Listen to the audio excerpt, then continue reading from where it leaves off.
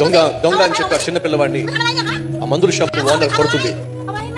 ఎందుకంటే మా అమ్మకు బాలేదు కాబట్టి మందులు దొంగతనం చేశా. పక్కనే టీ స్టాల్ అతను చూసి దగ్గరికి వచ్చాడు. మీ అమ్మకు బాలేదా? అవును. ఆ టీ స్టాల్ అతను డబ్బులు ఇచ్చాడు, మందులు కొనిపెట్టాడు. మందులు ఆహారము సహాయం చేశాడు ఆ టీ స్టాల్ అతను.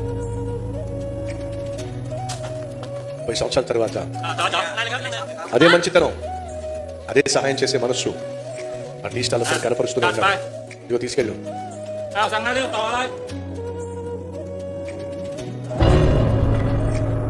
Heart attack, hospital పాలయ్యాడు.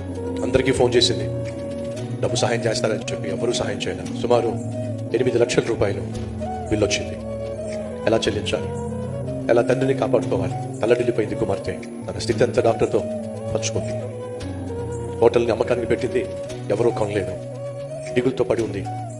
తర్వాత తన పక్కన పేపర్స్ కనిపించినాయి. ఏమిటి? వైద్యము కొరకు 1 రూపాయి కూడా నువ్వు చెల్లించాల్సిన అవసరం లేదు.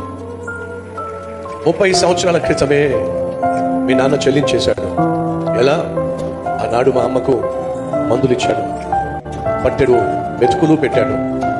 ఆ రుణం తీర్చుకునే అవకాశం ఇప్పుడు దేవుడు నాకు ఇచ్చాడు. ఆ పిల్లవాడు ఎవరో కాదు, మీ నాన్నకు వైద్యం చేసిన నేనే.